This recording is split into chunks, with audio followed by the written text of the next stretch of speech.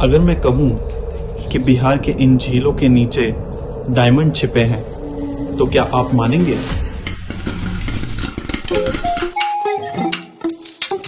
Sorry, diamond नहीं, black diamond. Mr. Makhana, snack for the soul. Nikhil Kamath posted about how the Made in India makhana is becoming a superfood for the world. Even Anand Mahendra echoed that sentiment. Globally, makhana is being positioned as a superfood, really rich in calcium and a healthy alternative to popcorn.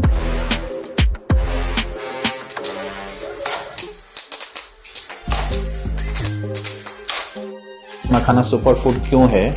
Out of 20 non amino acids उसमें 18 पाया जाता है मखाने में, जो highest है किसी भी वेज और नॉन वेज। मछली में 17 पाया जाता है, इसमें 18 पाया जाता है।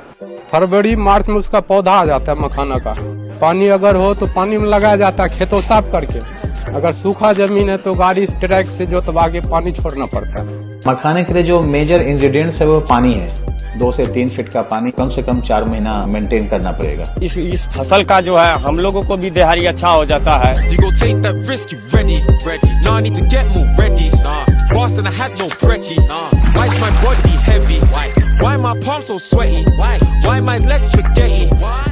पकने के बाद मखाना निकाला जाता है पानी के नीचे से।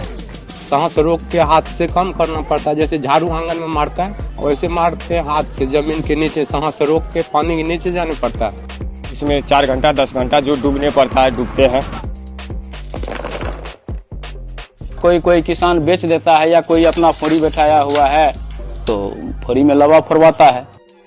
जो लावा होता है ना वो बेच देते हैं, चाहे यहाँ आके ले जाता है या हमको लेके जाना पड़ता है वहाँ बेचने के लिए। बाहर दिल्ली तक का भी आदमी यहाँ आता है लेके जाता है।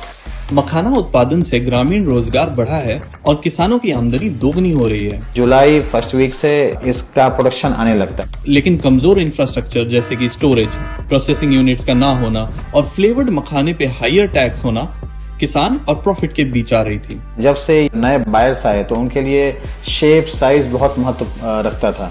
तो कहा कि नहीं मुझे बड़ा दाना चाहिए, मुझे ये साइज चाहिए, मुझे वो साइज चाहिए, और उसकी वजह से प्राइस जो है वो अप एंड डाउन होता है। केंद्र सरकार ने कल ही राष्ट्रीय मखाना बोर्ड की स्थापना के लिए नोटिफिकेशन जारी कर दिया है।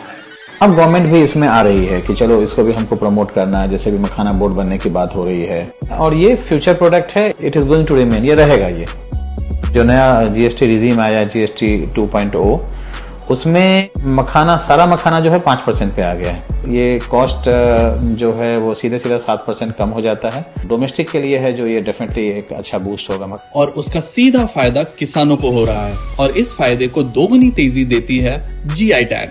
हर कोई इस जीआई का जो लोगो यूज नहीं कर सकता, तो इसका ये मतलब है कि ये इस क्षेत्र में बना हुआ है। गवर्नमेंट क्यों बोलती है कि जीआई, क्योंकि सपोज किसी बॉम्बे वाले को फैक्ट्री लगानी होगी तो वो इस क्षेत्र में लगाएगा तो वो ये यूज कर सकता है, फिर वो लाइसेंस अप्लाई करेगा। तो क्या होगा कि इस क्षेत्र में रोजगार बढ़ेगा। इससे रिलेटेड हम यहाँ बिछिया का काम करवाते हैं। हमारे अंदर में 100 महिलाएं हैं। कन्वेयर पर बिछिया होती है और मैनुअल भी होती है, ग्रीडिंग भी चलाती है, हॉलर भी करती है, पैकिंग भी करती है। इस फैक्ट्री में हम काम कर रहे हैं, हमारे परिवार को भी कुछ हेल्प मिल रहा है। जीआई टैग से हो रही है सही मखाने की पहचान। नेक्स्ट जेन जीएसटी रिफॉर्म से किसान भर रहे हैं विकास की उड़ान। आत्मनिर्भरता की डगर हो रही है आसान। And last but not the least, Mithila का मखान और देश भर में बखान।